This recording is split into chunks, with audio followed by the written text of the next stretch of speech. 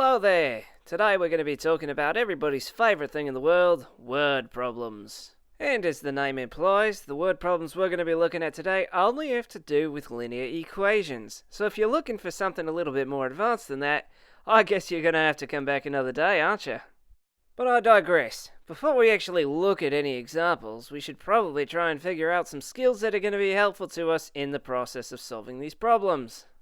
First and foremost, you got to understand that most of the work in these problems is going to be in producing the equation to describe the situation.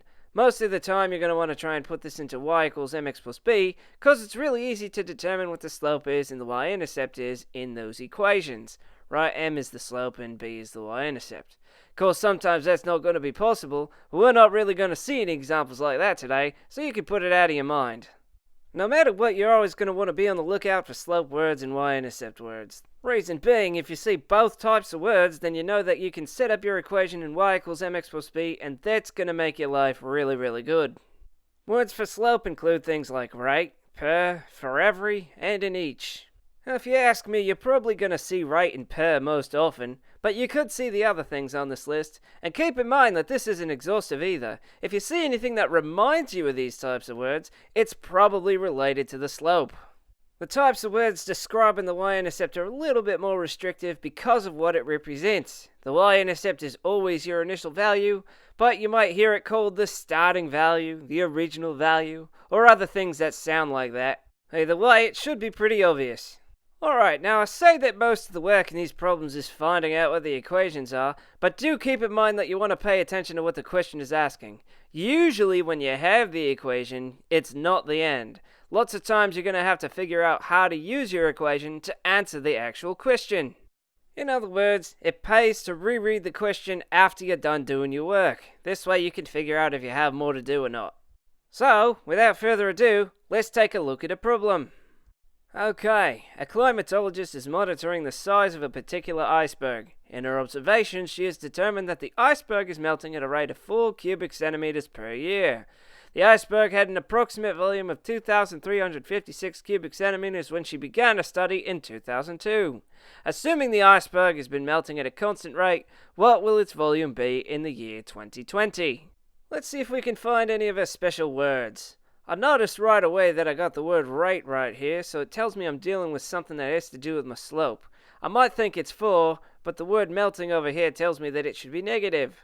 Next we have this 2356 right over here, and when you combine that with the word began, it becomes pretty obvious that that's our y-intercept.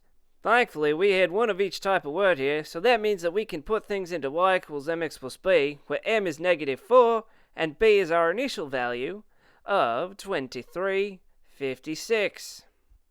Now that means that our equation, when we put all this together, is going to be y equals negative 4x plus 2356. Pretty nice, and that would be great if we were done, but if we return to the question, we'll see that we got a little bit more work to do. The question wants to know what the volume of the iceberg will be in the year 2020. So what exactly is it asking?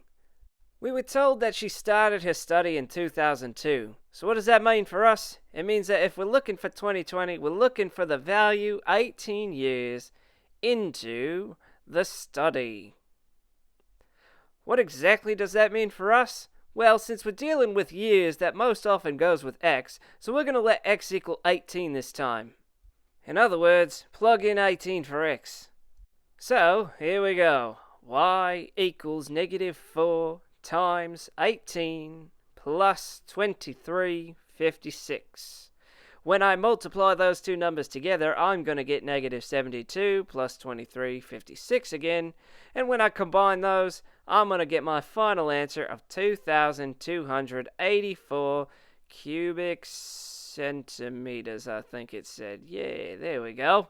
So, once again, we found our special words, made our equation, and answered the actual question. Let's try another. Next question. An economist sets up a simplified simulation of an economy in which he controls specific parameters. In his model, the amount of revenue a business earns depends on its proximity to a city center. He creates a mock business whose startup cost of $400,000, and he positions it in the moderately close proximity range. The simulation determines that the business will earn $16,000 per month. Assuming this does not change, after how many months will the business have paid off its startup costs? Alright, step 1. Look for the slope and y-intercept words. The first word I notice here is startup cost. Startup implies initial, cost implies negative, and the value that goes with it is $400,000. I also see $16,000 per month, which tells me that this is my slope or m value. Once again, we thank the powers that be because we have a slope and a y-intercept, which means we could just plug into our y equals mx plus b equation, where m is equal to 16,000 and b is equal to our startup cost of negative 400,000.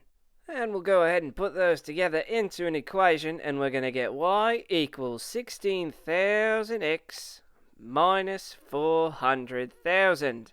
Remember, we always want to return to the question because there's probably more work that we have to do. They want to know after how many months will the business have paid off its startup costs.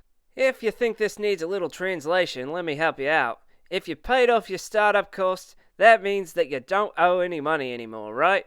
In other words, you've broken, aka break, even. That means you don't owe any money. Or, in the case of our equation, when y is equal to 0. In business terms, it means you can start making money, right? Okay, plug in 0 for y, and now we're going to have to solve for x. So we get 0 equals 16,000x minus 400,000. First thing I got to do is get rid of that 400,000, so I'm going to edit to both sides, plus 400,000 on the right, plus 400,000 on the left. That cancels out on the right-hand side, and I get 400,000 equals 16,000x. Now that's being multiplied times x, and to get rid of it, I have to divide. So divide both sides by 16,000. Once on the right, and again over here on the left, because what you do to one thing, you gotta do to everything. 400,000 divided by 16,000, that's 25. Our time unit is months, and so x is equal to 25 months. And that, ladies and gentlemen, is how you answer a question. Alright, these problems were pretty easy, I think. At the very least, the procedure was the same. Look for your special slope and y-intercept words, and if you got one of each, then you can plug into y equals mx plus b. Once you have your equation, go back to the question to figure out if or how you actually have to use the equation.